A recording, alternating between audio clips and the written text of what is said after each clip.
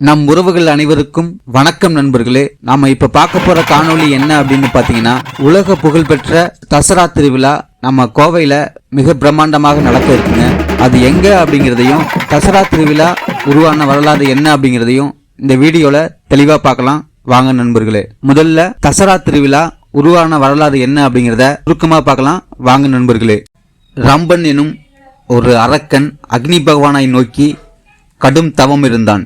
தவத்தால் மகிழ்ந்த அக்னி பகவான் ரம்பன் கேட்ட சர்வ வல்லமை பொருந்திய ஒரு மகன் வேண்டும் என்று கேட்க, அக்னி பகவான், நீ எந்த பெண்ணை முதலில் பார்க்கிறாயோ அந்த பெண் மூலமாக ஒரு மகன் பிறப்பான் என்று வரமளிக்க, ரம்பன் முதலில் ஒரு பெண் காட்டெருமையை பார்க்க, அக்னி பகவானின் வரத்தால் எருமை தலையுடன் மனித உடலுடன் ஒரு சர்வ வல்லமை படைத்த ஆண் குழந்தை பிறந்தது. அவனுக்கு மகிஷா எனும் பெயர் சூட்டி வளர்த்து வந்தான். பின்னர் மகிஷாசூரன் பிரம்மனை நோக்கி பல ஆண்டுகள் இருந்த கடும் தவத்தால், எனக்கு தேவர்கள் அசுரர்கள் மனிதர்களால் எனக்கு மரணம் நேரக்கூடாது, தாயின் வயிற்றில் இருந்து பிறக்காத ஒரு கன்னி பெண்ணால் மட்டுமே எனக்கு மரணம் நேர வேண்டும் என்று வரம் பெற்றான். வரம் பெற்ற மகிஷாசுரன் ஆணவத்தின் விளிம்பில் உலகையும் அடிமை செய்து வந்தான். மகிஷாசுரனை அழிக்க விஷ்ணு பகவானிடம் தேவர்கள் முறையிட்டனர். விஷ்ணு பகவான் தீய சக்திக்கு எதிர் சக்தியாக விளங்கக்கூடிய காளி தேவியை நினைத்து யாக வேள்வி நடத்த கோரினார். அதன் பலனாய் யாக வேள்வியில் இருந்து முப்பெரும் தேவிகளும் ஒரு சேர அன்னை லலிதாம்பிகையாக உருவெடுத்த 10வது நாள் கன்னி பெண்ணாக மாறி ஆதிபராசக்தியாக உருவெடுத்து மகிஷாசுரனை வதம் செய்த அந்த நிகழ்வையே தசரா திருவிழாவாக இன்று வரை கொண்டாடப்பட்டு வருகிறது. உலக புகழ்பெற்ற இந்த தசரா திருவிழாவானது நம்ம கோவையில் வெகு பிரம்மாண்டமாக தொடங்கப்பட்டிருக்குங்க. அது எங்க அப்படின்னு பார்த்தீங்கன்னா, கோவை மாவட்டம் சரவணம்பட்டியை அடுத்த காப்பிக்கடை எனும் ஒரு கிராமத்தில் 11ஆம் ஆண்டு தசரா திருவிழா வெகு விமர்சையாக தொடங்கப்பட்டிருக்குங்க.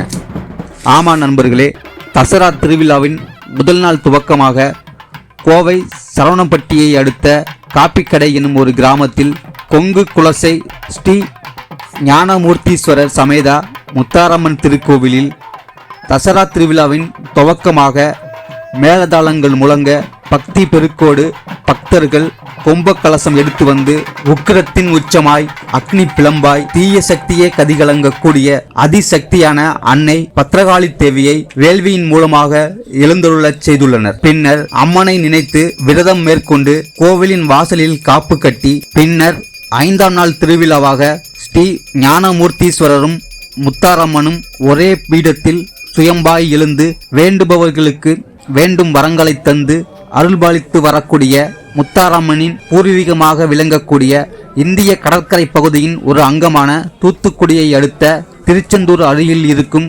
குலசேகரப்பட்டினத்தில் இருக்கும் ஸ்ரீ முத்தாரம்மன் திருக்கோவிலில் இருந்து அம்மனை நினைத்து அம்மனிடம் உத்தரவு பெற்று 3 கும்ப கலசங்கள் எடுத்து வந்து, அதன் பின்னர் 7ஆம் தேதி இரவு சரவணம்பட்டியை அடுத்த காப்பிக்கடையில் எழுந்து அருள்பாலிக்கக்கூடிய காளி தேவிக்கு சிறப்பு பூஜை செய்து அன்னதானமும் நடைபெறும். அதன் பின்னர் அக்டோபர் 8ஆம் தேதி முதல் 11ஆம் தேதி வரை பல்வேறு சாமி வேடங்கள் இடுவார்கள். அதாவது, முன்பொரு காலத்தில் முத்தாரம்மனே மாறு வேடத்தில் வந்து மக்களிடம் தர்மம் எடுத்ததாக ஐதீகம் உண்டு. அதன்படி இந்த 4 நாட்களும் அம்மனை நினைத்து அம்மன் விரதம் இருந்து ஆக்ரோஷத்தின் அதிசக்தியாக விளங்கக்கூடிய அன்னை பத்ரகாளி அம்மனை தன்னுள் இறக்கி பல்வேறு காளி வேடங்கள் இட்டு கோவை மாநகரம் முழுவதும் காளி தேவி திருவீதி உலா நடைபெற இருக்கின்றது நண்பர்களே.